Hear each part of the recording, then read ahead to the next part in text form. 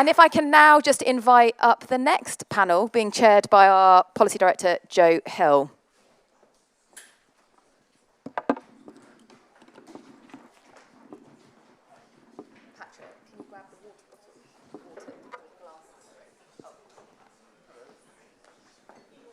Would I mind just putting you there?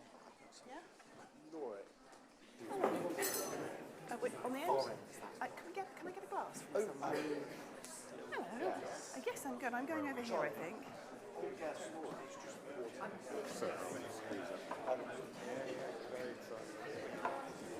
I'm having a great day. I've been campaigning to take track for 2 solid years. Finally got it. That looks serious, yeah. Oh, so it's in my notes. So yeah, this is Sorry, I don't know why that's not there. No, it's just that it's not an ego thing. I just think I couldn't be more excited. I kept trying to get it through Alex Chisholm, so yeah, absolutely delighted. What a great day. Thank you everyone very much. Still working? Fantastic. I'm getting nods from the back, so I hope so. As Charlie said, I'm Jo Hill. I'm the Policy Director for our Whitehall reform work, and hot off the heels from the Minister for the Cabinet Office, we have our first panel on the subject of AI in Whitehall, and how do we move from experimentation to deployment at scale and really driving performance. I'd offer a very quick anecdote as a start, which is when I first started working on AI in Whitehall back in 2017, we couldn't fill a meeting room with senior civil servants to talk about it. Times have definitely changed, and we could fill this conference room and many more. So it's great to be having this discussion. Joining us for the discussion, we're lucky to have Dr. Laura Gilbert, Chief Analyst and Director of Data Science in 10 Downing Street, Simon King, Director of AI and Innovation for the Department of Work and Pensions, Mike Potter, the Government Chief Digital Officer in CDDO in the Cabinet Office, and joining us from our sponsors and our hosts today, Dr. Zoe Webster, Director of Data and AI at BT. Laura, can I ask you to kick us off with your reflections on kind of where we are and where we'd hope to get to, if that's all right? Where we are with AI? Well, I'm just going to reflect first. This is the best day I've had all year. Technical track for SCS is something I've been campaigning for 2 solid years, and today it's been announced, and I think this will really move us forward quite significantly. The ability to hire people that you're bringing in for their technical leadership, their vision, their hands-on skills and their experience of delivering, this kind of program in AI, particularly in that sort of, very deep expertise level. That's something that's very difficult to do at the moment, and having a structure to do that where you're not then sending those people off to line manage a lot of people, I think can transform the kind of work we're doing really quite quickly. So hopefully we'll all be working together to design that and get it implemented really quickly. I'm running a program at the moment called the AI for Public Good program in the Cabinet Office. And it's a number of teams working together, including teams from CDDO. But the sort of core of it is the new incubator for AI, which the Deputy Prime Minister announced first in November for 30 people. It's been going very well. So in March, he announced that it was going up to 70. And we've got about 46 of them in. And in fact, have hired 12 of them at SCS level with no line management experience already. So I feel like we've got off the ground quite early on this one. And it's nice to have a way to formalise that. It's been a very interesting process. I think in central government, we have a really amazing team, Government Digital Service, who sort of delivers out to the public, and they deliver digital services to people in support departments to do the same. And we have sort of great strategy and policy teams that figure out what we should be doing. But there's been a little bit of a hole in the actually delivering to government space, which is what we're trying to fill with this incubator. So actually having a team you can go to and say, we need something bespoke, we need something that's not just going to be cheaper to buy on the marketplace, and we want it quite quickly and we want it built in-house, is what we're trying to do. It's been going very well. So we've brought in people from Microsoft and Quantum Black and IBM, and who've come in and are really inspired by the mission, just to make public services better. And the Prime Minister's directed the programme and said, I want some pilots in health, I want some real solutions delivered in making asylum cheaper. I want something done in education, and we've sort of picked out a few bits and pieces to go and deliver, which I'm very excited about, and I can talk about at length, but I won't right now. If anyone has questions, I'll tell you what we're doing. It's been really going at pace, and what's been interesting for me over the last few weeks is that I sort of had an assumption that other governments are probably doing this really well, and we're perhaps clambering to bring up the rear, because there's a narrative that we do have, which is the civil service is slow and it's inefficient, and we don't do what, we're not good doers, we don't go and get things done, everything, innovation's hampered, and there's lots of red tape and it gets in the way. It turns out if we sort of adjust our attitudes a little bit and really go for it, you can get a lot of support, and you can get an awfully long way by just sort of really being determined and focusing on the problem. And when we've then gone out recently, we went to the White House, we went out to Singapore earlier this week and talked to other governments, the assumption that they're actually going much faster than we are, it turns out not to be true. So, the American government was sort of saying, well, we've done a great job, we've done some guidance we're really proud of for civil servants to adopt AI, and it's really progressive and it really encourages them to go and do it. Why aren't they doing it? Even in Singapore, they're delivering specific pieces of large language model services that people can interact with, but they're not going past that. They're not sort of integrating into their systems faster and better workflows, getting people to decisions faster, and the kind of things that you're doing, in fact, we're just not really seeing other governments are wildly ahead of. So I'm in a space here today where I think the way that we now have permission to kind of restructure the workforce, the way that we have permission to bring in different sorts of people, and the fact that we actually do have what turns out to be quite a good, we're ahead of the curve. We really are delivering services using AI better than a lot of other governments. So my message really is one of huge optimism. I think we really need to embrace this sort of new spirit of doing. And I think we all need to do that. And for the civil servants in the room, when you get back, we do a lot of these kind of panels. I've been on so many panels. Data sharing doesn't work in government, oh dear. It's difficult to innovate in government, oh dear. We need to stop accepting that and stop talking about it and go off and do things. So if you're in the room today, when you get back to your desk, go and log on to Claude and figure out how that works if you haven't already. It's amazing. If you're on Teams, there's a new thing called a Teams loop that will transform the way you do to-do lists. Go and figure that one out. And we have to go and pick things up and do it ourselves. And I'm going to stop now, but I was reminded of this by one of my staff the other day, specifically the Teams loop. And he said, have you used the Teams loop? Because we're on Microsoft. And I said, no. And he said, well, it's this thing where you can put in a live to-do list with everybody else on your chat, and you can edit it live with everybody else and type in and sort of move things around. And as a team, you can figure out what you're doing, cross stuff off, and really get things done. And I said, sounds great. And he said, try it. And I went, okay, I will. And he said, no, try it now. Click that, enter a title, start typing, and then he types on top and we arrange the agenda for the meeting, and then we cross everything off by the end. But if you hadn't said that, I wouldn't have gone and done it. So I'm just challenging you now.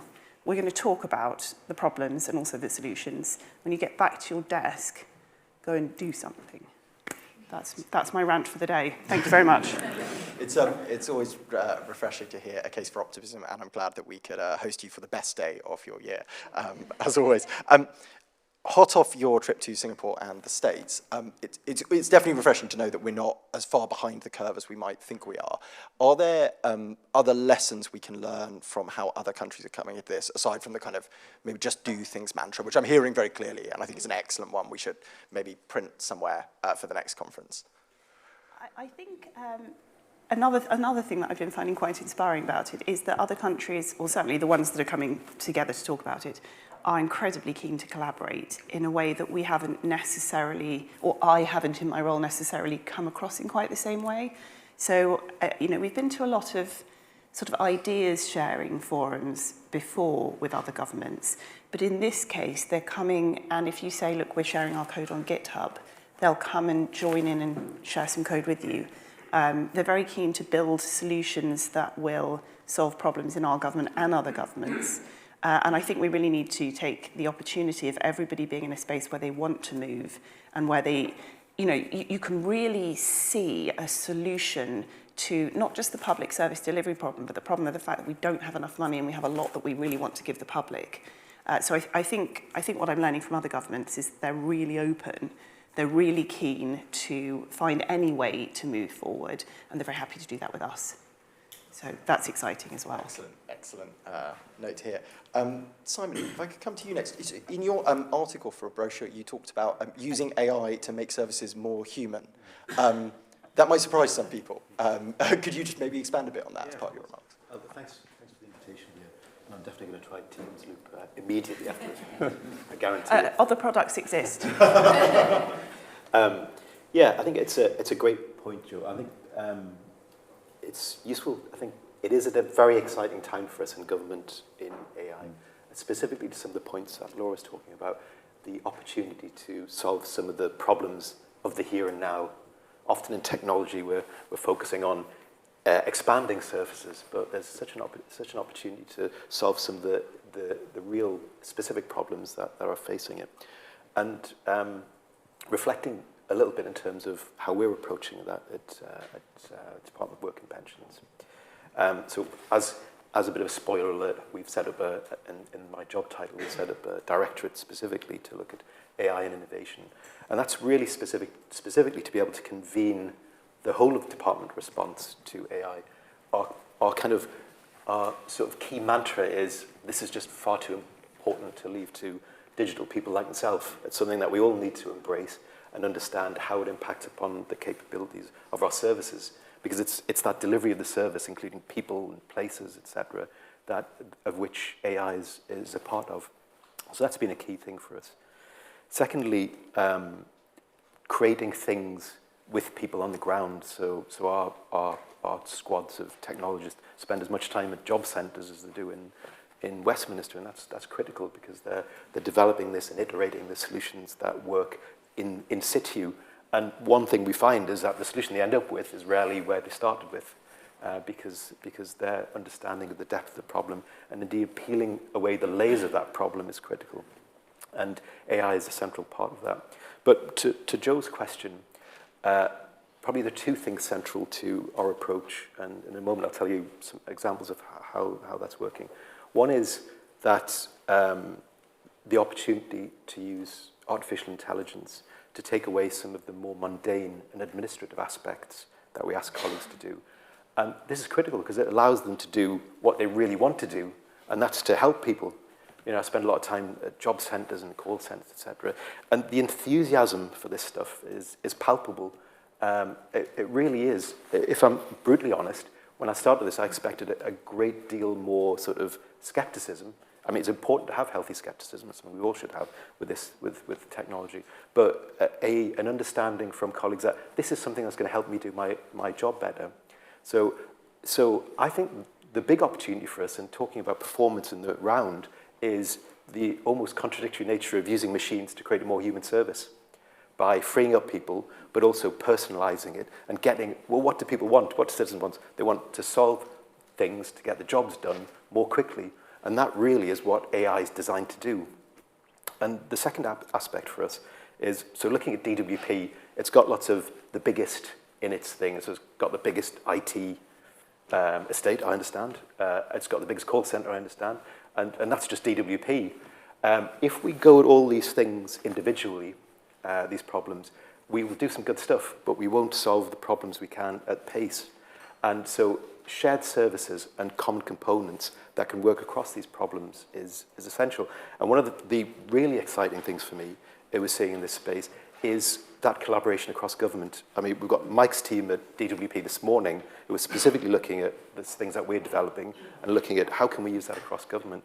My teams are working with Laura's team and looking at some of the fantastic work that they've been doing and seeing what applications are there for this in DWP problems. And I think that's I haven't been in the civil service a great deal of time, but that feels to me slightly different and really exciting and an important part of what we want to do. So that might be a good place to start. It's really interesting to hear, particularly given DWP is quite a vertically integrated department and sort of owns the frontline services rather than trying to manage them. So the model you're taking there will be really relevant for lots of other departments. I guess you picked up that you'd set up a kind of AI and innovation team, and obviously large parts of AI are still at very much the innovation part of the life cycle, but we'd also want a lot of this to be much more scaled and further along in adoption. And I was curious to see, as we make that transition, how do we stop AI kind of dying the death of 1,000 pilots and actually get some of this repeatable and at scale? You talked a bit about shared services and repeatability.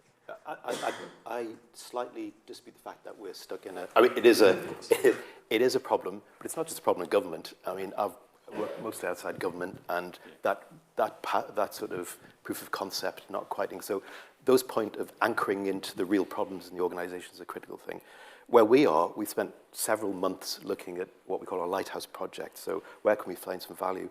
And the inflection point for us today is how do we scale those things? And the scaling comes from thinking about the architecture of the overall service, thinking about the long-term ownership of these things. We might coin a term, AI debt. How do you get the right model? How do you get the right ownership? Really thinking, and also thinking crucially about what you might describe as the risk framework for these things. So how do these things gracefully fit within our existing systems so that they can be applied effectively? They're never going to exist in and of themselves. So I think solving some of those strategic and overall architectural questions at the beginning is a central thing. But we're seeing it happen. We're developing products at the minute that we hope to see by the end of the year making significant difference across our services. Super helpful to hear. I guess, Mike, we've been warned by Simon against pursuing everything individually. Your job as the government chief digital officer in CDDO, you're kind of looking across the piece and trying to work out how do we take the same approach where we need to, how do we vary where we need to. How do you come at these kind of problems? Yeah, so I think our role is to help unleash the innovators to my left here and help them, and particularly with the path to scale, which is the greatest challenge. There's a number of things that we will do with that. One is working hand in hand as we are actually doing today on what are the blockers or the needs that would enable that. So it might be access to skills, it might be commercial issues, because guess what, everybody's pricing their products quite optimistically right now. But buying as one government allows us to address that directly. It could be risk frameworks. So traditionally, the risk models of technology have been things like, well, let's test them with a human in the loop. And there's a presumption with AI that human in the loop will actually reduce risk. But actually, I come from a process industries background where you get zero credit for a human in the loop because they don't want to presume they will do the right thing in those circumstances. And I suspect our risk models are broken and we might need some different ones. So I think, yeah, my very simple mantra is that our historical model of adoption of technology has been 1 foot on the accelerator, 1 foot on the brake.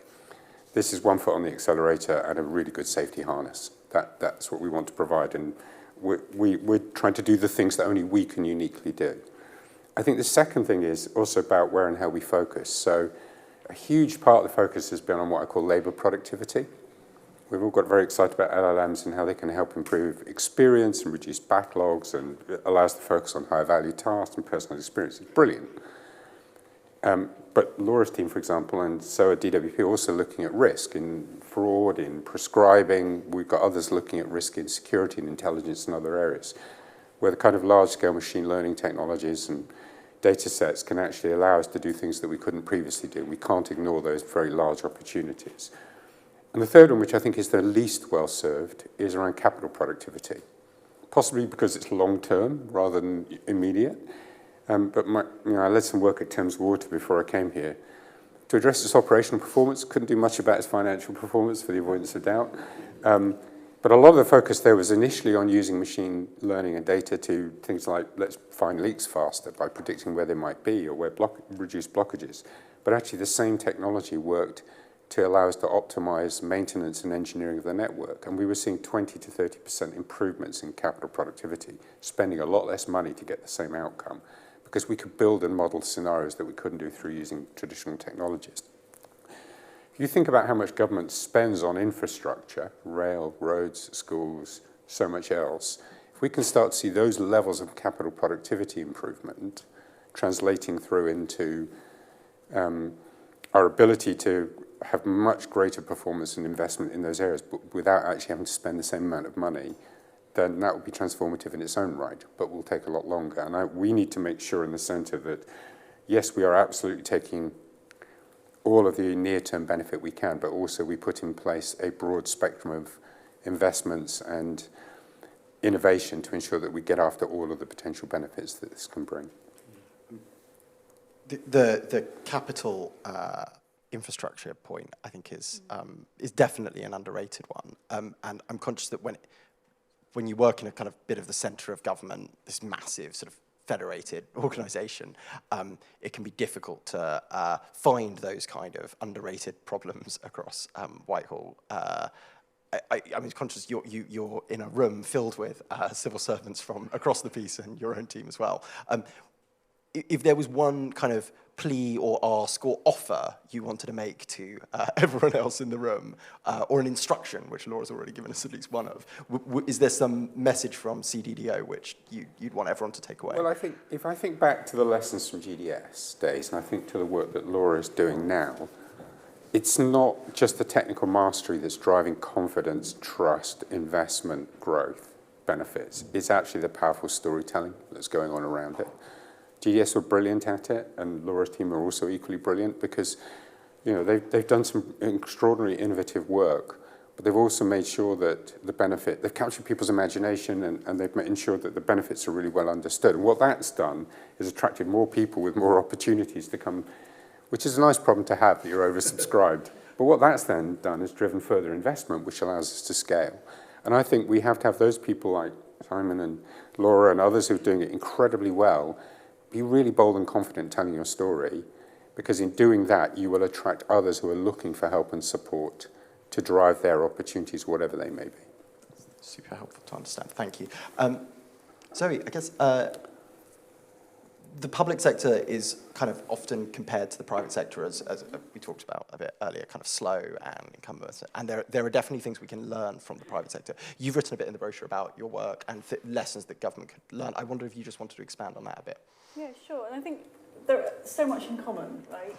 I've been in the AI space for a long time and a bit in the public sector as well, but it strikes me how much is in common and how there's opportunity to partner up a lot more as well.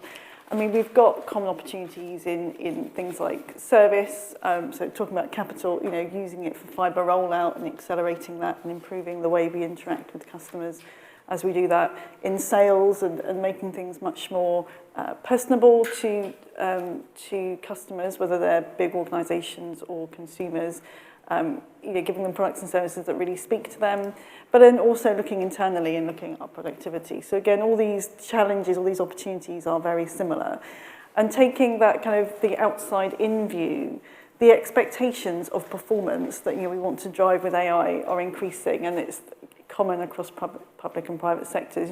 People are expecting much faster responses to their questions and their queries, much more personalisation, better recall if you speak to an agent or anyone in your organisation, them having in front of them the history and everything at their fingertips, and making sure that information retrieval, we're now expecting natural language interfaces and being able to ask anything in one portal and get anything coming from a range of systems into one place. So again, those expectations might differ slightly between consumers and organisations, but we're all facing them in our organisations. I think the challenges around, that's been mentioned before, that, lots of piloting going on, lots of pilots, lots of excitement, and that scale up is the challenge, and we certainly face that. My team, I've steered them to focus on that early, and we're building platforms upon which we can develop and use this technology, in a scalable fashion, cost effective, and with appropriate guardrails. But that's something we've had to factor in early to make sure that we invest in that and not just those point solutions. But adoption is slower than we'd want. I think that's for a range of reasons. I really welcome the focus on adoption by the government, and we're going to see some more strategies for that coming out next month, I think. But there has been, I think, a bit of a missing middle that we've sat in. And again, that anyone adopting this technology, and we do some development as well, anyone adopting it, I think we've not had as much focus and how we can equip those organisations to adopt at the pace that we all want to do. There's been a focus rightly on end users and making sure they're safe, but also on the large developers and not so much in the middle. So thinking about adoption and how we can speed that up for performance. I think transparency, which we've not talked about so much yet, is key for a business like BT and the public sector. And we welcome the move to make mandatory those kind of algorithmic transparency recording. I think there are ways that industry can help with the model card approach and greater adoption of that. I'm still struck by how little prepared companies are to provide us with information to our questions, or when we ask them, okay, how have you tested this technology? And you get very little back to quite basic questions. So I think that transparency is something we can work on together, and I really welcome what's been done. Skills has been mentioned. We do a lot internally to upskill our own workforce. Again, my team try and support that as well, and that's positive. I think I've done an exercise where I've written down for myself the range of skills it takes to get an AI solution deployed at scale, and just huge numbers of diverse skills that we need, and making sure that we're giving that time to things like storytelling as a really important skill. That experimental setup, how you go about that is really important. So we're doing quite a lot in that space and looking to help businesses do that. But I think the other perspective is adoption is not going to be the same for everyone. We've seen with code development, for example, for some engineers, possibly less experienced, it's hugely valuable. Those that have more experience already, it's limited in terms of the return at the moment, and that will change. So I think we need to recognise when it comes to performance and the use of AI, it's going to be different, and we need to make sure we can account for that. I wanted to follow up on just the last kind of topic you mentioned, because I'm conscious the Minister just talked to us all about talent and how there are different ways of working the government would like to adopt.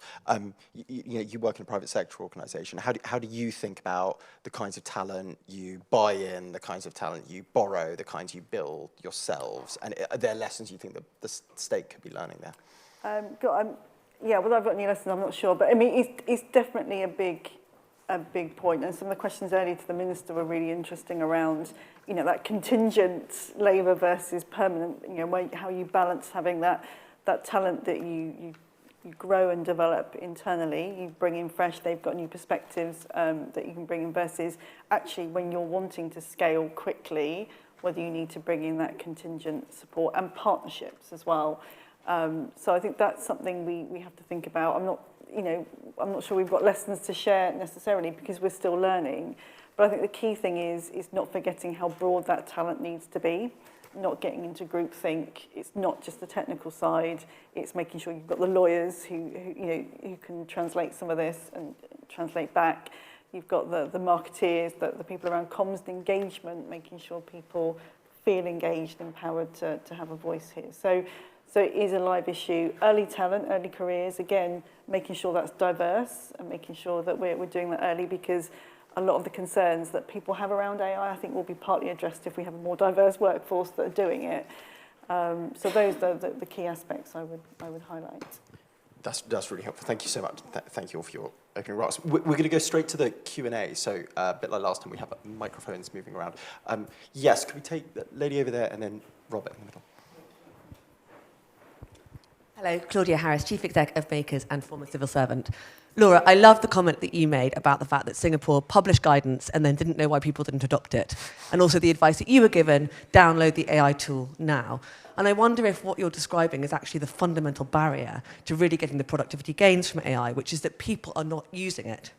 And they don't want to. Lots of people love writing longhand, and they don't want to prompt and refine. They've done it for years. They don't know how to. They don't know how to download Claude. Or they don't make the time, they don't do it now.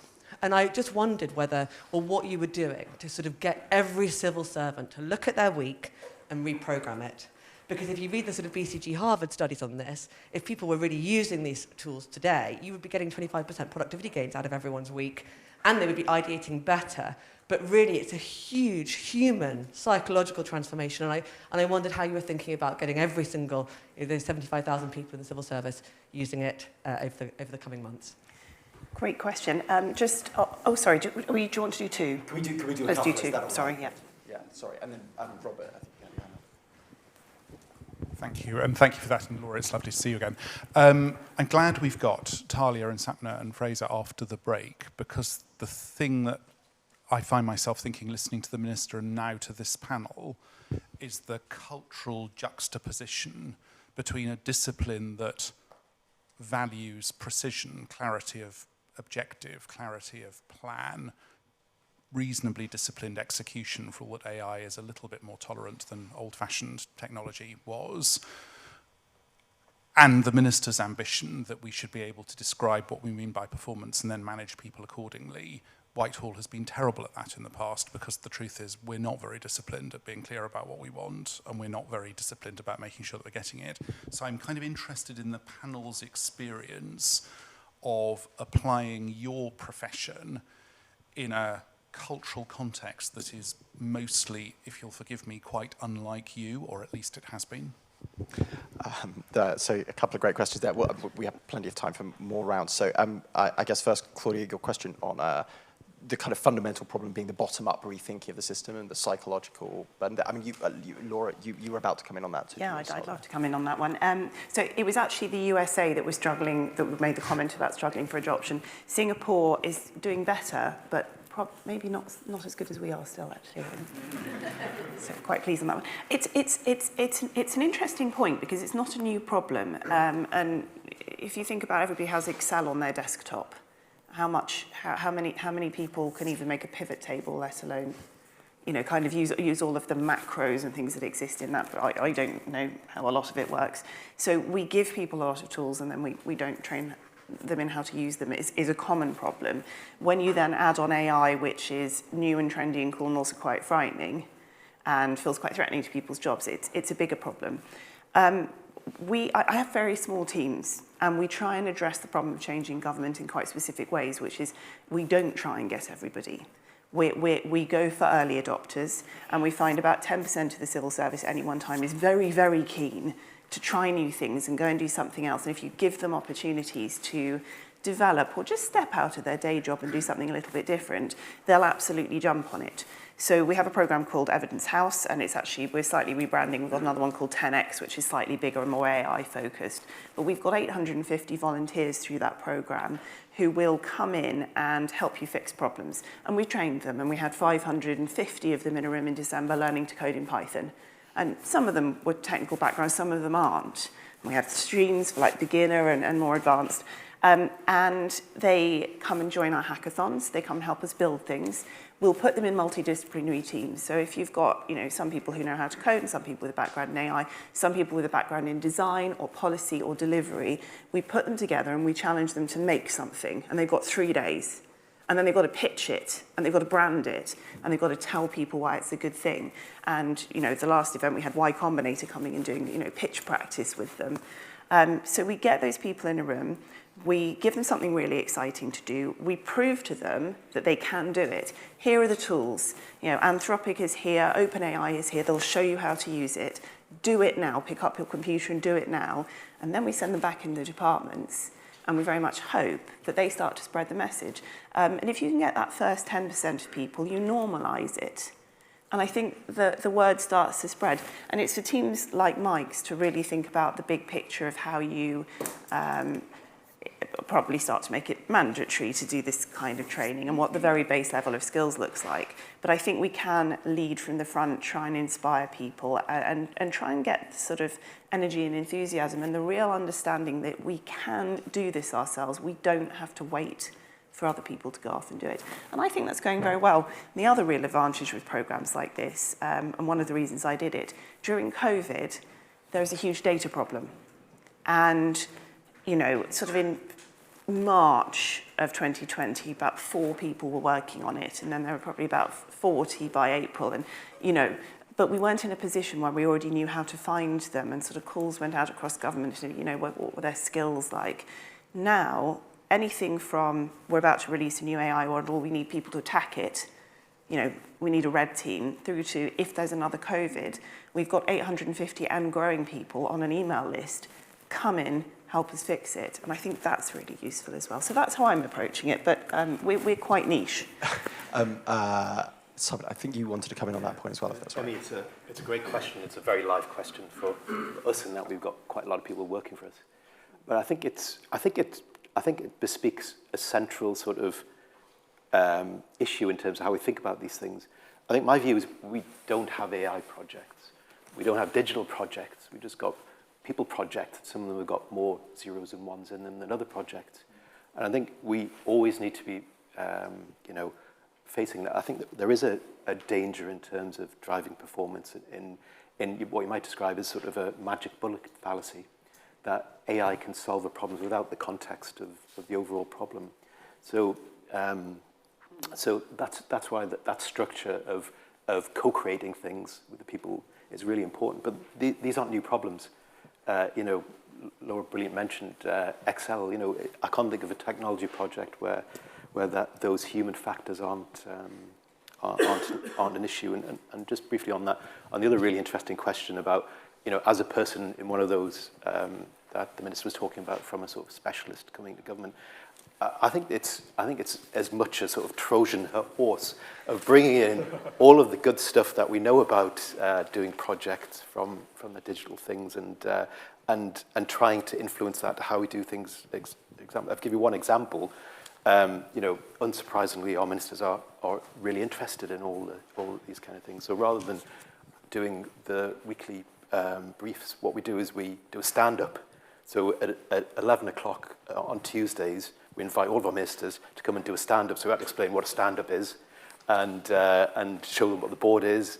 But the level of enthusiasm of having that sort of real insight of the problems as well as the development and getting to see what happens on that sort of agile basis has been really, I think it's been really useful.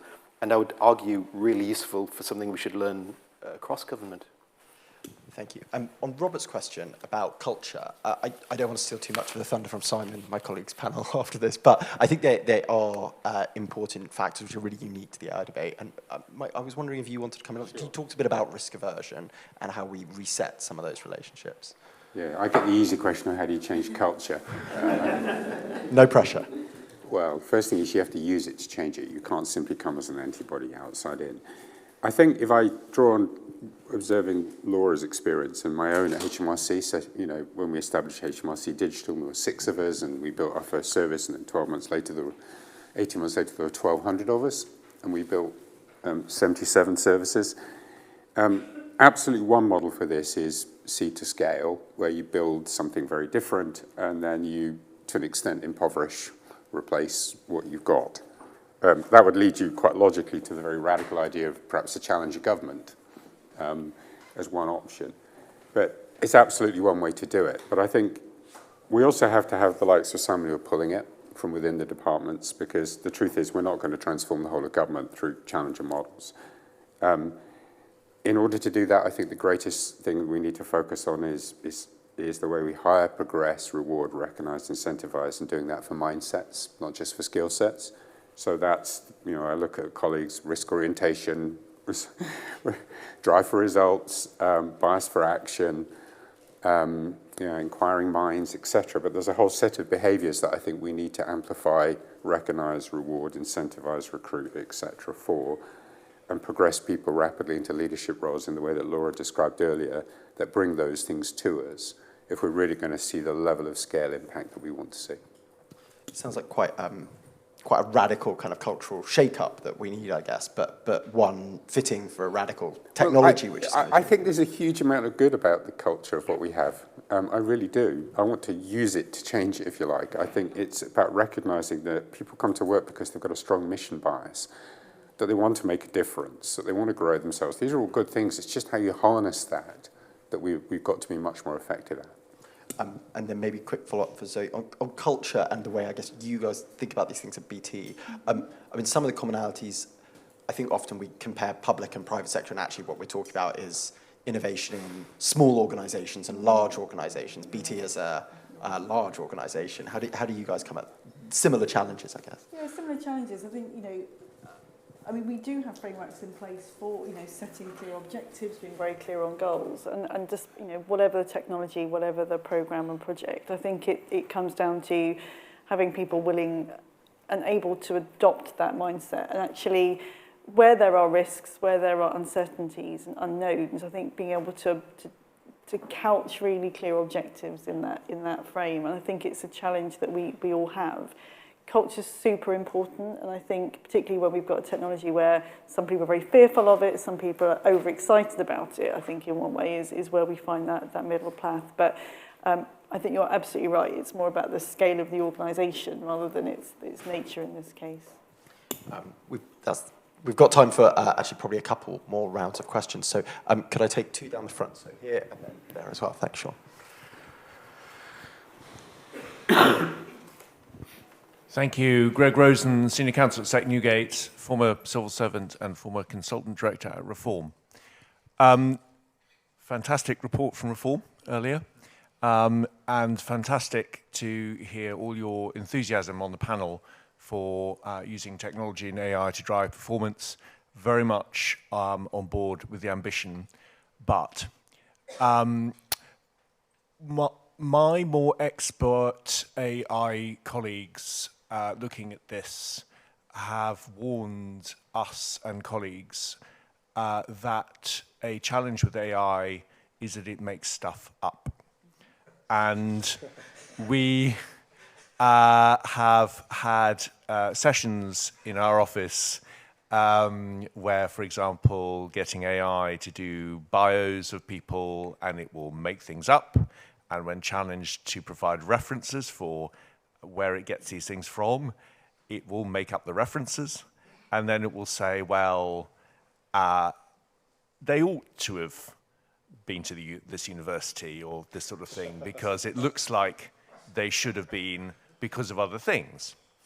And the analogy that colleagues have given is it's a bit like a really zestful autocomplete. In that context, and you're trying to do really exciting and important things, and it's important to maintain trust, what are the ways that you're trying to manage those risks?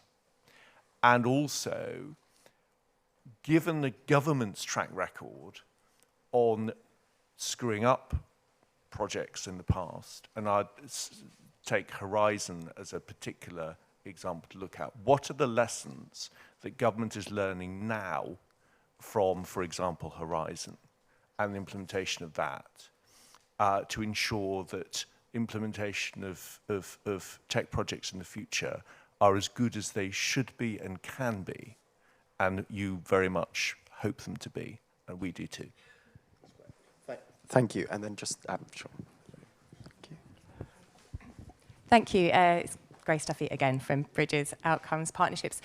We do a lot of work in preventative and early interventions, and in particular in areas like healthcare and children's services. Really effective early interventions could save, as well as much better outcomes for humans, could save, extraordinary amounts of money for the public finances. And yet these are interventions which often really struggle to evidence in business cases and actually get the funding for. So I'm not an AI expert, but I wonder if you're thinking about the kind of role that AI could play in kind of mapping trajectories and demand on public services, and how that could be used to actually sort of, better evidence and make the case for preventative and earlier interventions, or just on a more basic level about, previously in DLUC, we really struggled with this, actually just joining up of data sets across government and the wider third sector to use more, to facilitate more data-driven decision-making. Thank you. So getting AI to tell the truth, getting big government IT projects to work, and getting funding for things which have shaky evidence bases. Laura, we tend not to put hands up on the panel, but Laura, absolutely, please go for it. So there's a comms problem with AI. You're talking about generative AI, and the clue is in the title. It generates. It's not built to be truthful. That's not what it does. When you go to DALL-E and say, make me a picture of 2 teddy bears building a rocket, you don't expect it to be real. But the way that people sometimes interact with large language models is they do expect it to be real and they expect it to be truthful. That is what we call a picnic. The problem's in the chair, not in the computer. You're using it wrong. And we've got an issue of educating people and how these kind of things work. And then you've got an issue of actually how do you make it useful for the kind of things that we're trying to do. And the fundamental answer to that is you hire professionals who know what they're doing, which is why the tech track is so crucially important. You should not be using these kind of tools if you don't know what you're doing. You know, this is a professional responsibility. If you're going to go and try and generate a biography using Claude or using OpenAI, that you shouldn't be doing that. That's not what it's for. That said, we do want to use this kind of technology to generate things like biographies and really effective summaries, etc. And we do use it in the tools that we're building very specifically. And what we've done is we've coded around it. We've built a framework in which we can use it. And we're putting out something called Redbox Core, so that if anyone saw the ministerial AI Redbox, it's this technology. It's going to be the basis of our technology, our suite of tools for civil servants to use. And what Redbox does is it forces specific references. And if it quotes something, you can click on where it makes the statement. It will take you not just to the source, but it will highlight the text that it's got the summary from, and it will be accurate. So we've used our expert technologies to kind of code around that. And the reason the references are fake is because, again, this is what the technology does. We are saying to the large language model, not do this work properly like a human. We're saying, make it look like a human. When we ask AI to generate a hand, which we know is one of the hardest things to do, it will try and make something that looks like a 2D representation of a hand. It has no fundamental understanding that hands turn and grip. It's got no deep knowledge at all. And it's the same thing when it's doing the references. So when it does a reference, it says, make something that would appear in a document to look like a reference. And it does look like a reference. It doesn't have any understanding of what a reference is. So we have to build a technology to solve that problem. And we are, because it is a really big problem. But it's also, something where we really need to educate people on what you can use large language models for, what you can't, and what your responsibility is for not putting out work that is inaccurate, that you haven't checked. So it's a problem that needs overcoming, but really the answer is, I think, expertise and really hiring the right people to do the job. We have no intention of messing that up, although, and one of the reasons that one of the ways we're going to try very hard not to mess it up, and people have touched on this briefly, is this transparency point. Our code is going out to the public. We're asking experts for Turing to come in and review it, and other universities. We're asking people to test it. We're getting people to come and red team it and try and break it, etc. So we're doing the very best we can not to mess that up. And yes, government's messed it up before. Your point on Horizon, it was outsourced, wasn't it? There's lots of really good use cases for working with external companies and buying in services. Again, we need more technical professionals to weigh in on the contracts. Those contracts have to be outcomes focused. They have to report back data on their operational parameters and how they're performing. The days of just going out and trusting a external body to do things with no checks and balances and no way to ensure that they are, that has to be a thing of the past. And having technical specialists who oversee those kind of contracts, and also moving more to a model where we co-build with the people that we work with, and sometimes sit in the same room to do that. I think that's really, really important going forward. Your question, just to remind me quickly, was about how basically evaluation and prevention. Mapping trajectories to the future. This definitely could be a good use of AI, and it might be something we could do with a hackathon. One of the things that we're doing to try and move the pace of progress and free up money, because the problem with prevention is that it's always the last thing that gets paid for, is alongside the building products, and you mentioned the prescriptions is a great prevention project. So with prescriptions, we in the NHS we spend about 17.2 billion a year on prescriptions. It's the second biggest cost after the workforce, and we kill about 22,000 people through giving them the wrong set of prescriptions every year. It costs about 900 million in sort of hospital beds and sort of fixing the problems that blends of prescriptions that have been not done correctly cause. So we've got a prevention program there where we go through pharmacy records and flag up anybody that has, prescriptions that might be causing them harm. So we are trying to do that directly, but we're also, alongside, whilst we release the code about the AI, we're also releasing free data infrastructure code. So infrastructure sort of as code that you can put into your own department or anywhere else, because it's going out to the public, you can spin up, and it's there, it's secure. We share our current infrastructure with National Situation Centre. It's very, very well tested. And we're trying to help departments to free up money on the kind of quite remedial things they need to do in order to be able to get the data in a state where you can use it. So those are the sort of active steps that we're taking. But you're right, prevention is very important. It could be huge, huge, billions of savings in any one of the fields that we work in, and we can't do it because we don't have enough money to take away from frontline services. So I very much hope and intend for the AI transformations to free up money to do that kind of thing a lot better. Thank you, Laura. I want to hear maybe quickly from every panel member on these ones, and then we might have the time just to sneak a couple more in, if that's all right. So, sorry, Zoe, you can come in. Yeah, briefly, I agree with everything Laura just said around particularly making sure we don't inadvertently do the wrong thing with hallucinations. I think the point I wanted to add is around the importance of data.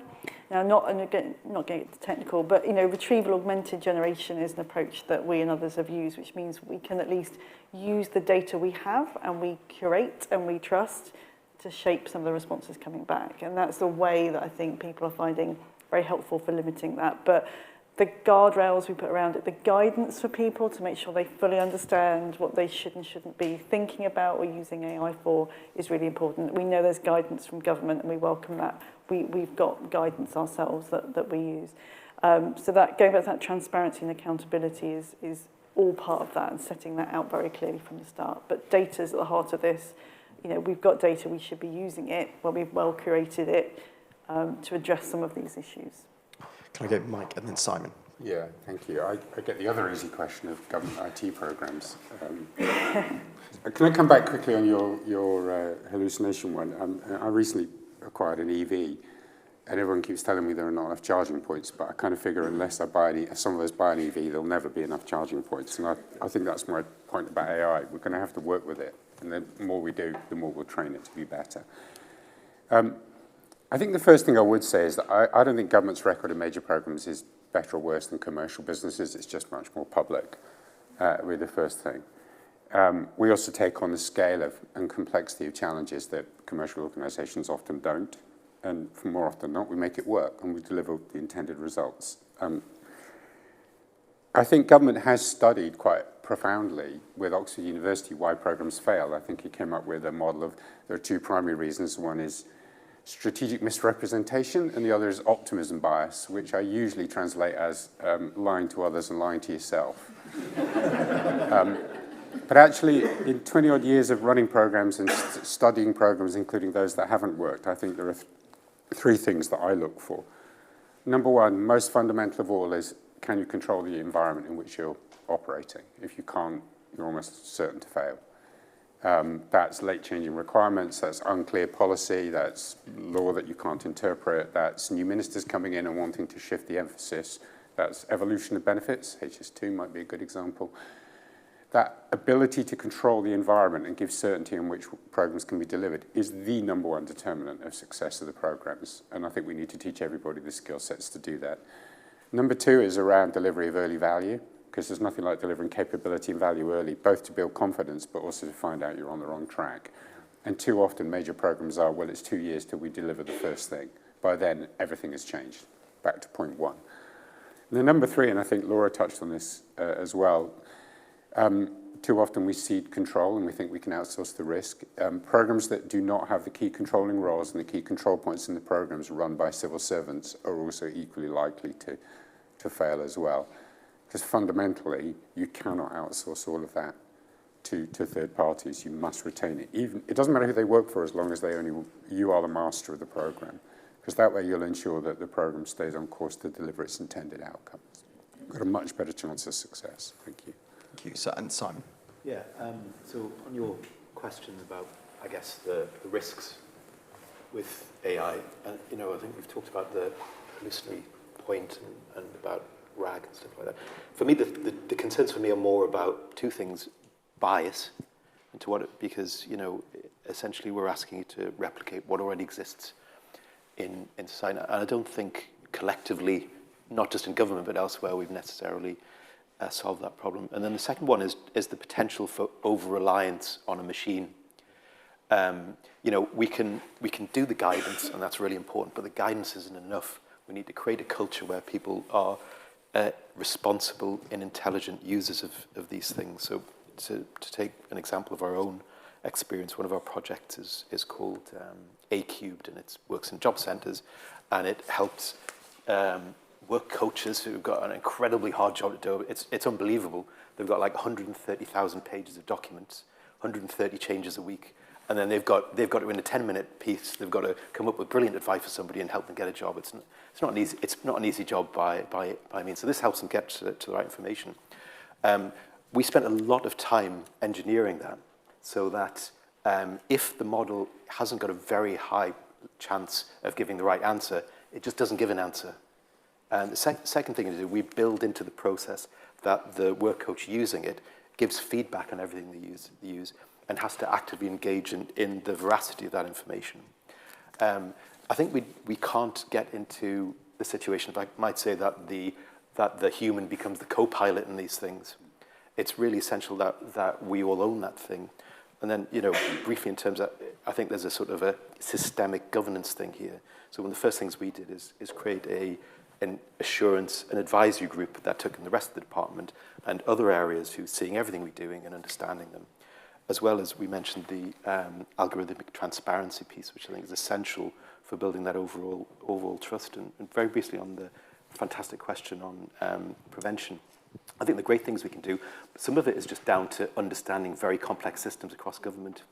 I think that helps us get to where the bottlenecks are and the problems are. And there are things like process and task mining that artificial intelligence is able to do to create a live, real picture of where things are happening. That can happen in terms of systems. It can happen in real things moving around the environment. And it's an extraordinarily good tool to understand the complex system in a real environment, and then understand where you can do those preventative things through. So I think there's a lot of potential to do that. I want to be totally plain. Can I add one sentence into that? Because you've reminded me of something. One of the challenges we get a lot, and I imagine you get as well, is just you won't do it right. You know, you won't do it well enough. How can you make it perfect?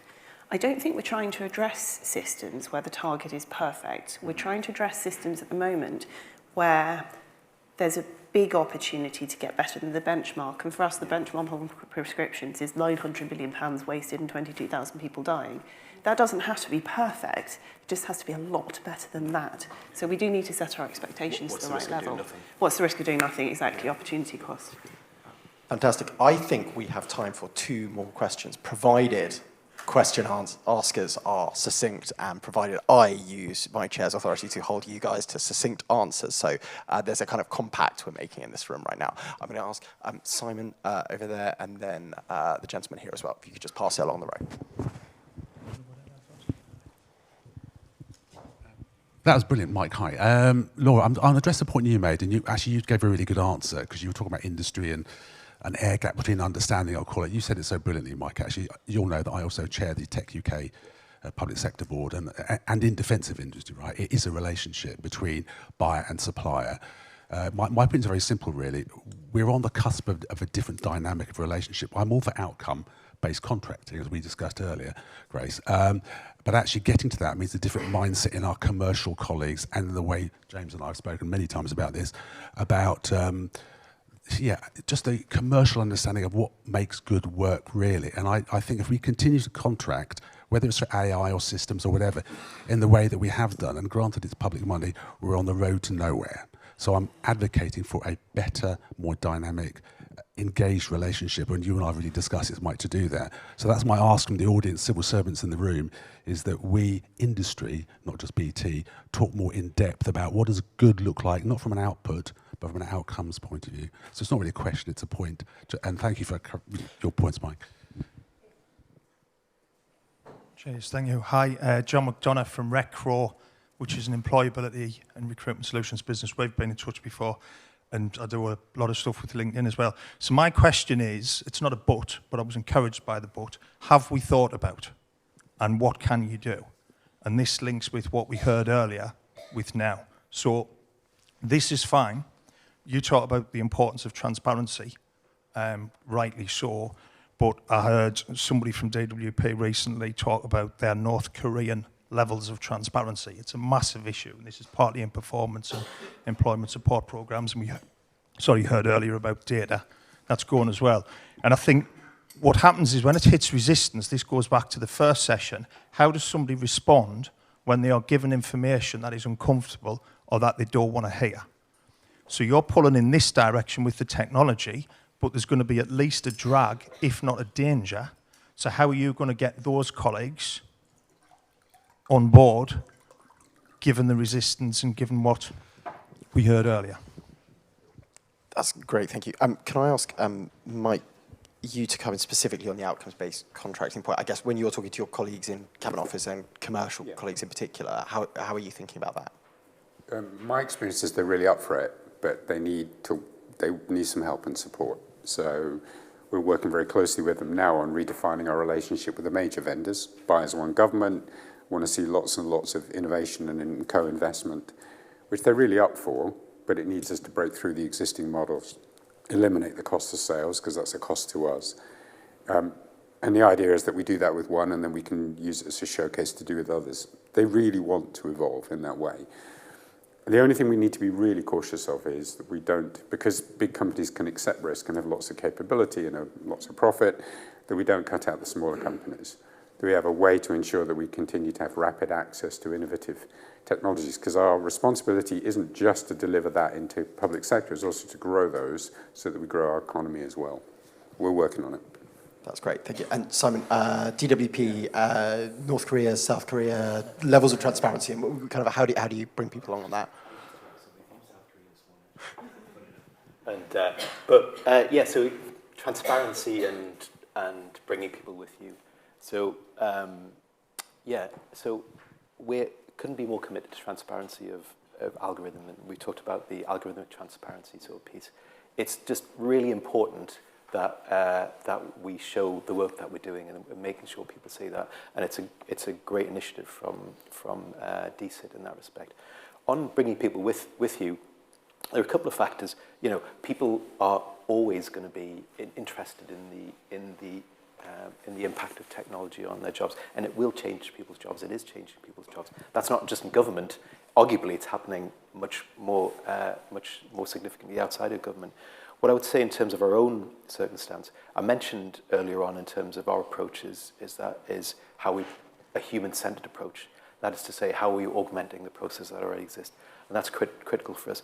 And 2 points I would make about that. One is that, you know, I mentioned the project is A cubed. What that does is it allows people to spend more time with the person. The computer isn't the way, they're spending the time. That's helping them. But the other thing, which I think is often forgotten, and we've seen some fantastic examples of that and some really interesting data about that these are tools that improve people's jobs. And what we see from that, we see less churn from people because they're actually doing what they want to do, and they're getting more out of their jobs. And I mentioned before, and I mean this sincerely, the level of enthusiasm I've seen from colleagues across DWP, where I spend a lot of time, and I do spend a lot of time talking to colleagues right across the country about it, has been significant. Sure, there's been some concerns, and they're legitimate to bring those out, but their concerns are as much about getting it right for customers as about their own things, because that's the kind of thing they do. But I think commitment to that transparency and commitment in terms of augmenting that piece, because ultimately, in terms, I can just speak from DWP, those people doing those jobs are the thing that makes the difference to people on the ground. So one of our missions, and one of the reasons why I'm doing what I'm doing, is to help them to do that in a better way. Simon's team are doing phenomenal work in this space. I've never really seen anything like it across government, but I was very struck by some of your A-cubed work. It's really leading by example, and people are going out and using it. What did they say if you took it away again? Yeah. What was that?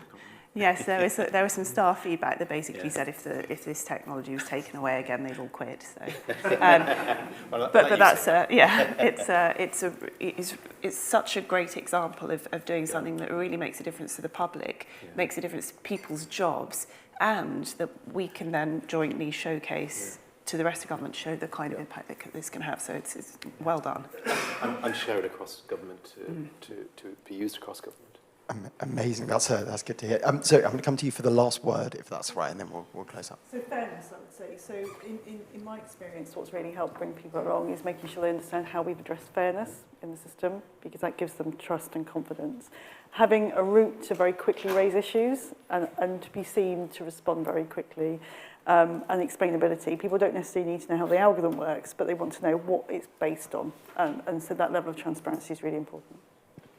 So I think there we have it, human-centered approach to AI which we couldn't live without, or at least couldn't work without. What a brilliant note to end on. And please all join me in thanking our speakers for joining us today.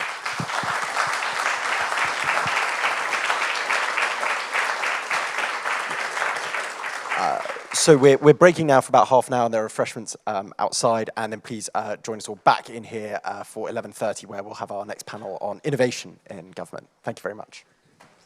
No worries.